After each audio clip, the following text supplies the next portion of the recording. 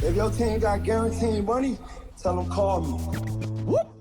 Make me say, my. I done been around the world. Yeah, I was made for this. Player Performance with J.A. Cavalier. Welcome back to another episode of Player Performance. I am J.A. Cavalier, your favorite capper's favorite capper. Go ahead, smash the like button. Thumbs up. As always, appreciation is appreciated. Now, if you're new to the channel, go ahead, subscribe. Welcome, of course. We do this every day. We do it for free. Free picks for every NBA game today. We do it for the community. We do it out of love. Drop a comment below. Spread some love. If not, spread some hate. It's all good. We appreciate it all. If you've been following us, you've been making a lot of money. Not so much yesterday. The Cappers took it in the rear, but we'll bounce back today. You want to get involved with what I'm doing here in the NBA? You want the games that I personally play?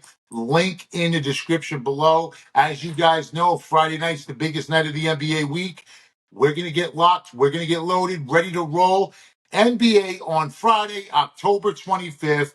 Let's go. Nets versus Magic.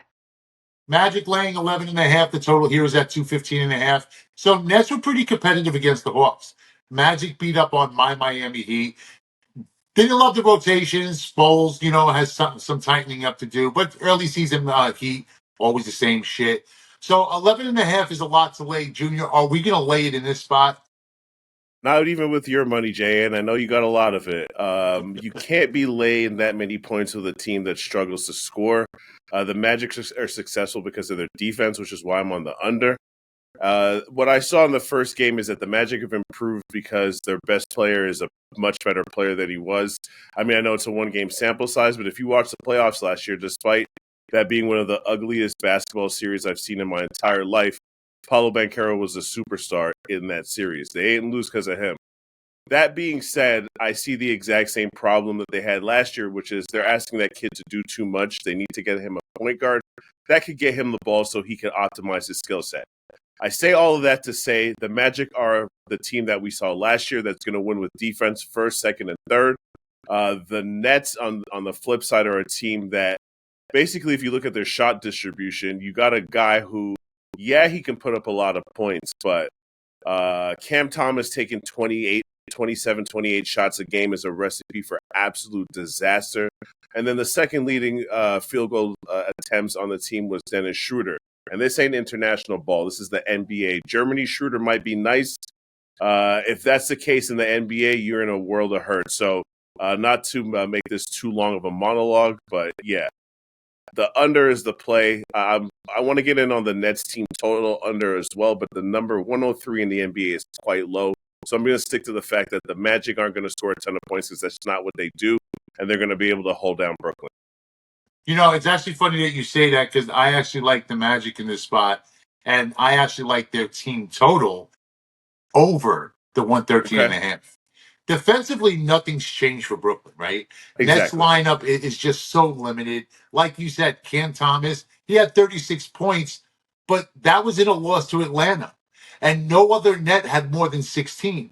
It's hard to get behind 11.5. I mean, I can't get there. I can't get behind Banchero. I can't get behind this Orlando team total. Banchero had 30 plus. I mean, what the fuck are we doing in Miami? I have no idea. I don't see much fight in the dog in the Nets tonight, at least on the defensive end. So I have no problem with the under full game. I have no problem with the Nets team total under, but I do kind of see the Orlando Magic exploiting this Nets defense. I wouldn't steer you off of that play, but just because of, like I said, what I watched this past playoffs, that Orlando-Cleveland series, man, that was some of the worst offensive basketball I've ever seen in my life. So I guess I got PTSD from that. Well, my only fear is what happened in the Celtics game last night is I actually had the Celtics team total on the show. On the show, I went 2-2, no harm, no foul, right? but I had the Celtics team total over, and they didn't get there because they cleared the bench. They were up by 30 early fourth quarter. So obviously you're going to see the back end of the bench, which actually I believe I said on the show that we're going to see the back end of the bench. And of course we saw the back end of the bench, and it kind of stuck me, and I missed that by a half point. I actually missed a 4-0 on the show yesterday by a total of 3 points. The Mavericks game goes over by 2 points. I had the under, and I had the Celtics team total over, and it went under by 1.5 points. So it's just the way it is with NBA, right? Yeah, when the number's real sharp, whatever side of the coin you land on, you know what I mean? Like the people that won don't feel like, oh, I almost lost. They're just gonna say that they won. So that's just the way that it goes in the NBA, where the margins are extremely small. Well, I will say that both of my winners yesterday were by double digits. All right, anyway, he is on the under full game. He also likes the Nets team total under. I actually like the Magic team total over. Pistons versus Cavaliers. Cavaliers laying 10.5. The total here is at 224.5. Pistons put up a fight in the opener, but as usual, they came up short. Tonight, they get the Cavaliers. I smashed the Cavaliers in their opener. Typically, these division rivalries play slow, low-scoring games, close games. Sharky, you were on the Pistons in their opener. Are you going back to the well? I am. Friday night in Cleveland, buying low again in their second divisional matchup. And you mentioned it, the game against Indiana. Detroit was in control for 3 quarters, completely melted, 33-19 fourth quarter Indiana. Indiana went to the Eastern Conference Finals. Let it be what it is. It was a good effort, and I think it's going to continue. We talked about this the other day. This team bottomed out last year with Monty Williams going 14-68. Books like them in the futures market. We like them with some additions to the roster, Tobias Harris, Tim Hardaway Jr., amongst others. And we love the new coach, JB Bickerstaff. And this is a really spot-specific psychological evaluation tonight. JB Bickerstaff coached Cleveland for the last 4 years, and he coached them well. Now he gets to face his old team. He will schematically know this team, and the revenge element will be huge. You said it, Cleveland blew out Toronto the other night. Toronto is terrible. Toronto didn't have RJ Barrett. And truthfully, the Cleveland second unit looked like Steph Curry walking with Niang, LeVert, and Jerome going 18 for 21 from the field. I don't expect that to continue tonight. On the calendar spot, very briefly, both these teams are on the front end of a back-to-back with Cleveland playing tomorrow in Washington. Last year, Cleveland was 3-11 ATS on the front end of a back-to-back, saving their energy more so for night 2. And these teams last year did play 4 times in the division. Cleveland getting them 4 times outright, none of them over 11 points at final margin.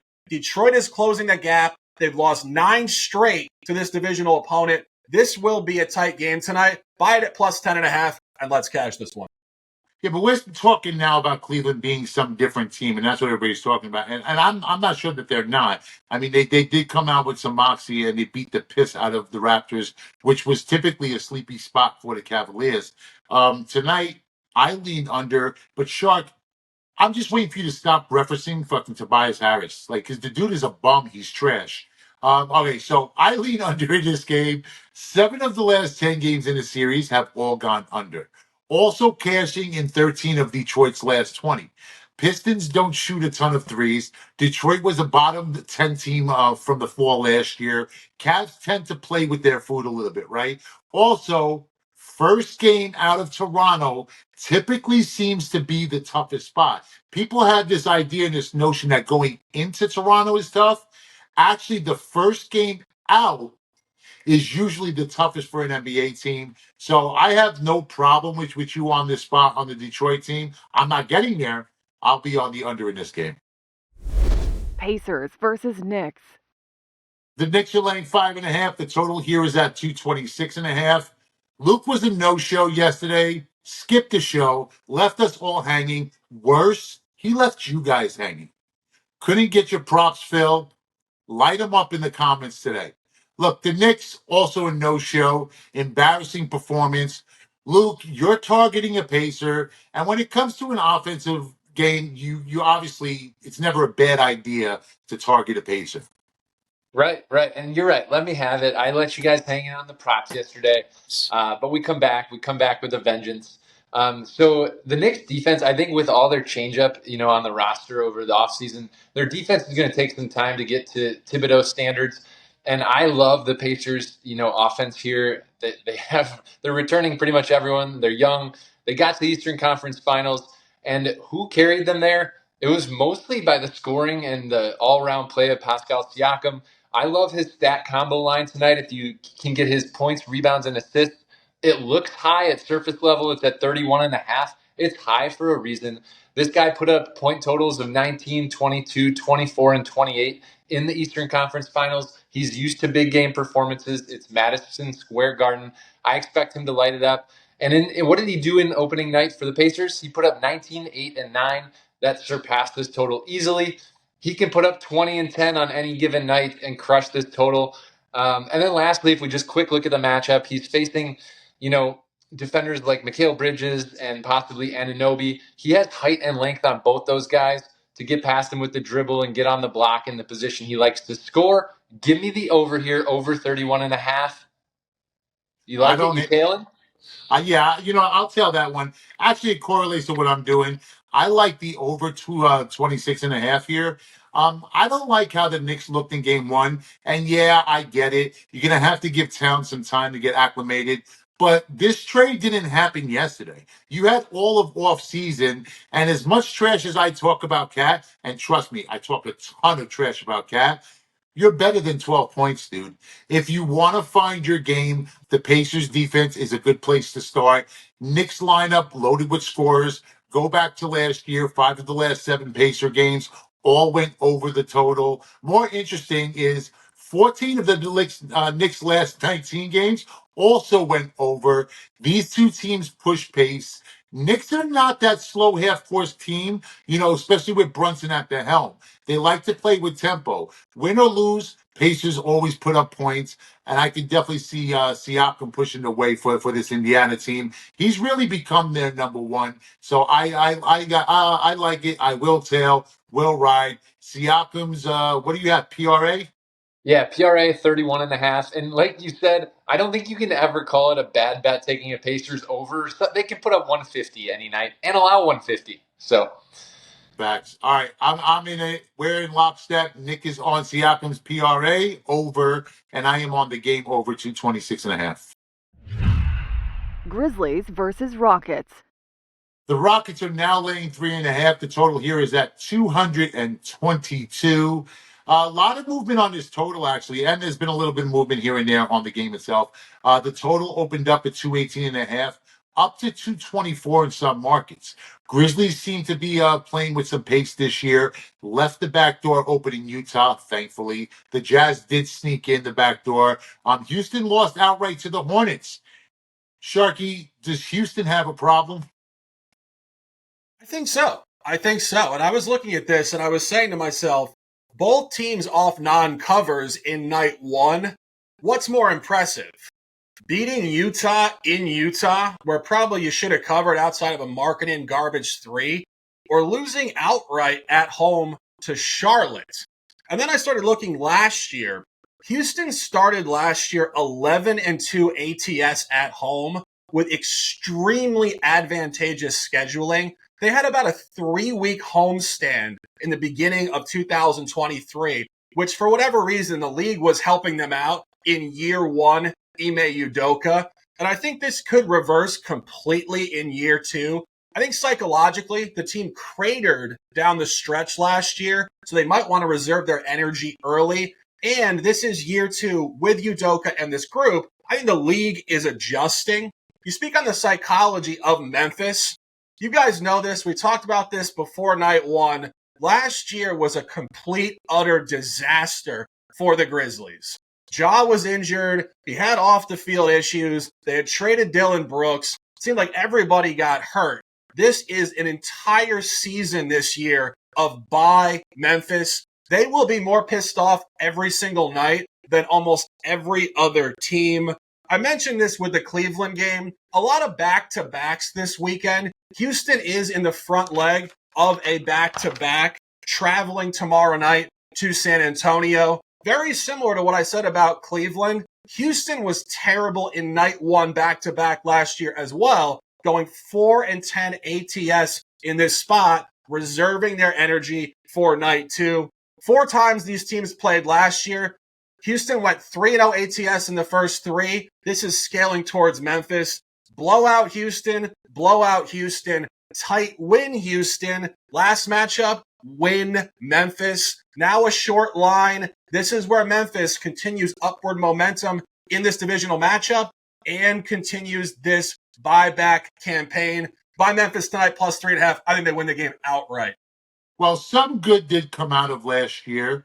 That good would be the young players emerging, guys like Vince and guys like Gigi Jackson. So they did find things, a little something that they wouldn't have found had they not been injured. And now these guys have worked themselves into bigger roles on the team. And I hope the upward movement continues because I am on the over 222 in this spot. Memphis scored 126 points in the opener.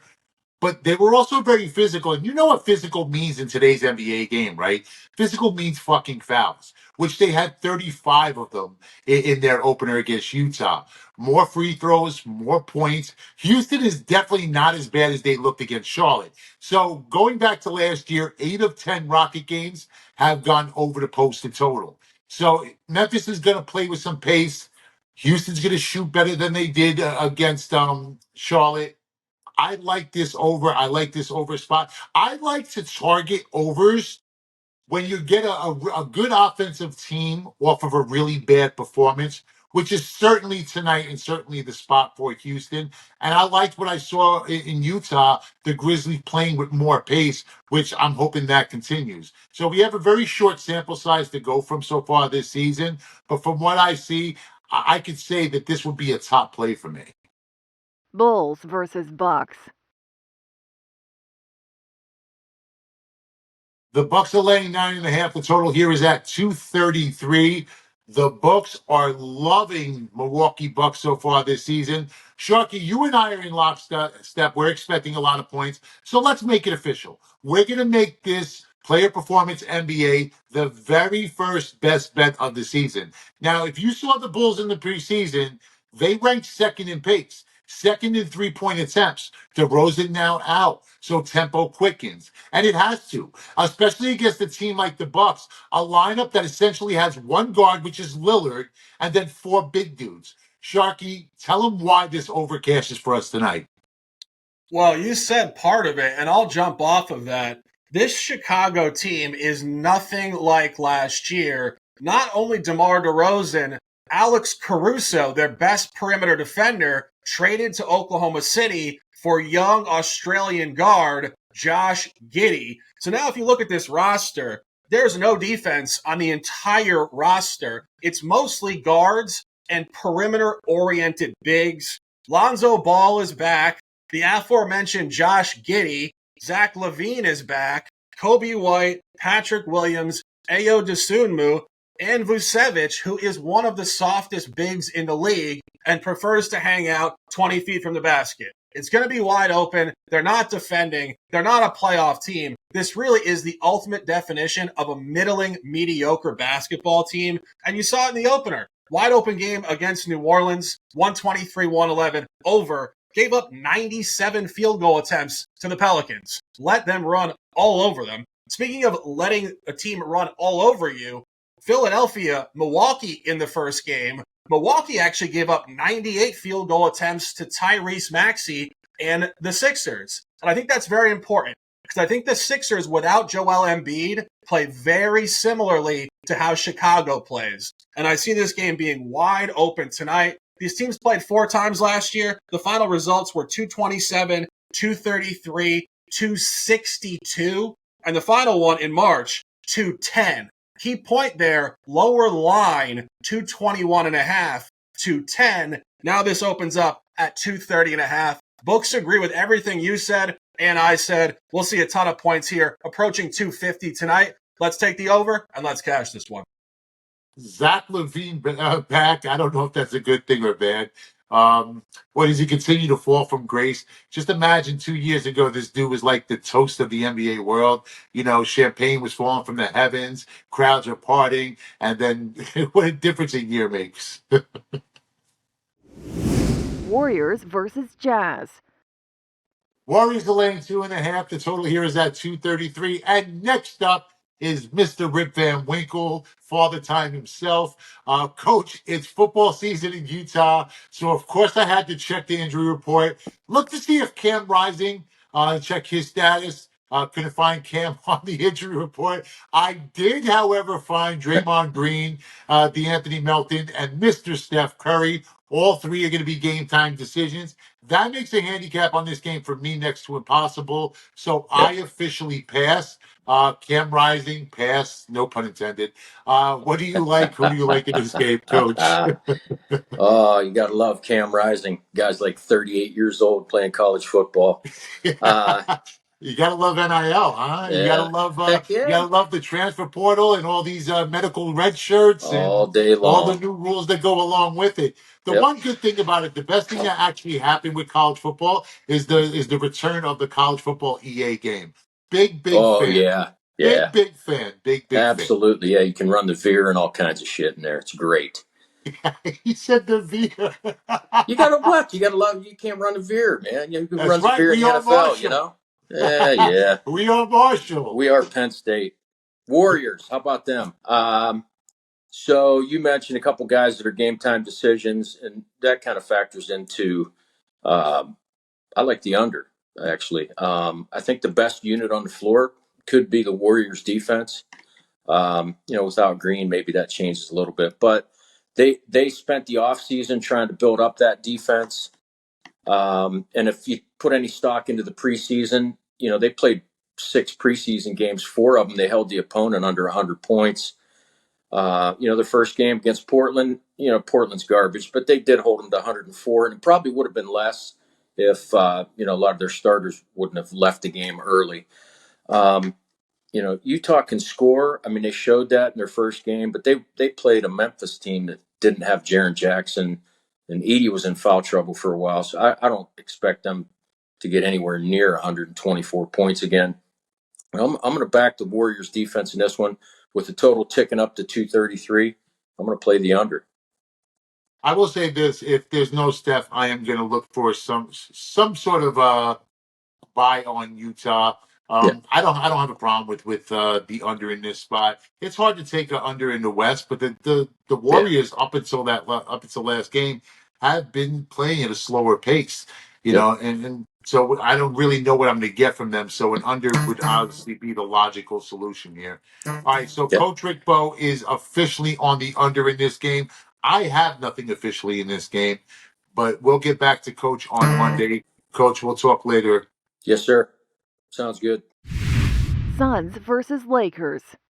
Lakers are laying 1.5. The total here is at 226.5. So LeBron and Bronny playing together. It just kind of warms your heart, doesn't it? Fuck out of here, man. Couldn't start at USC. Lakers waste a fucking draft pick. What bothers me more so is you take an opportunity away from someone who deserved it, someone who earned it.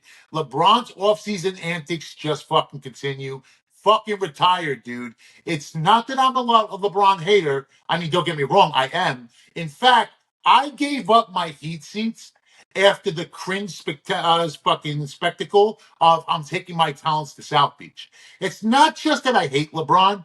It's that he makes it so fucking easy to hate him. I get wanting to ball out with your kid. I get to do it on these shows daily. Luke, I am your father, Luke. Luke, who do you like in this spot, Luke? Those damn Star Wars references, I can never get away from them. So you kind of hit on one of my leans here. This is not my official play, but if Bronny Bronny under? If Bronny gets in the game, You can find his stats, his assists, rebounds, and points. Take all of them under. You can get him on the books. I don't know if they'll give him another star, minute or two. But if they do, the dude's not capable of getting any stats in the NBA. No. He is not a fucking professional ball player. He needed to stay at USC maybe for another 2-3 years, and then he still wouldn't have been fucking drafted. I mean, look, bottom line is, if you're anybody not named James, you're not drafted. That kid has zero business being in the NBA. However, I may start riding the Bronny James all props under, just like I ride Monty over anytime touchdown. I may start hopping on that train. Right. The books have him. Let's take advantage. So that's not my official play. That's a good lean, though. Take Bronny under everything. The official play is I'm back in D book tonight. His point total is sitting at 24.5. Game 1 of the season, we saw, they almost blew the game against the Clippers, which should have been probably a 10-plus point win. He took the back seat, man. I'm not really sure why. Obviously, LA defended him pretty well, but he let Beal and Durant kind of do their thing. He only got up 9 shot attempts. To me, that's a huge anomaly. He's over his career, puts up 20-plus shot attempts with regularity. I think game 2, in LA against the Lakers, he's going to be aggressive. I look for him to easily get over 25 points tonight. At Crypto.com Arena last year, he put up 31. I have him pegged for about 28 to 30 minimum tonight. So again, that's the Booker over. His mid-range game, not many people have as good a one as him. Let's see it on fire tonight. Well, it could be the fact that coach came in and said, dude, you're just not that guy. So just stop fucking shooting the ball. Like, there were times last year where Booker looked lost. But I'm not going to argue with Luke here. You guys already know he's the fucking prop master. I just do have to give him a little bit of shit on the show, especially for leaving us high and dry yesterday. I'm sitting here waiting to record. And of course, Luke is a fucking no-show. It's all right. It's all right. All I'll do is cut his commissions. Anyway, that's it for Luke Shuey, the prop master. He will be back with us on Monday. Luke, we'll talk later off the show, man. Sounds good. Thanks, Jay. Peace. Pelicans versus Trailblazers. Pelicans laying 5.5. The total here is at 218.5. We head to Rip City. Blazers got drilled in their opener, put up a whopping 104. Pels lost in a win over the Bulls. That's right, they lost in a win over the Bulls because they lost their biggest acquisition, DeJounte Murray, now injured. Superstar subtraction is a very, very, very real thing. You lose a superstar, everyone else steps up. Shouldn't be an issue tonight, though. New Orleans has won 9 of 10 against Portland. Junior, 2 questions I have for you. First, do you consider DeJounte Murray a fringe superstar? And the second is, do the Pels make it 10 of 11?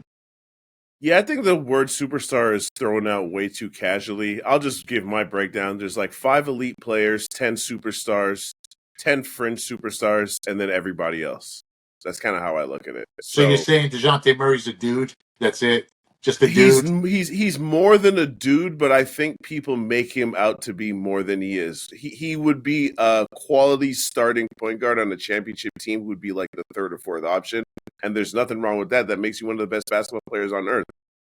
Which makes perfect sense. He's the 3rd option in this Pels team, or maybe even the 4th. It depends on how you look at CJ. So now, do the Pels make it 10 of 11 tonight? So I got him first quarter. I actually got him first quarter and first half, but on the show, it's official first quarter -1.5.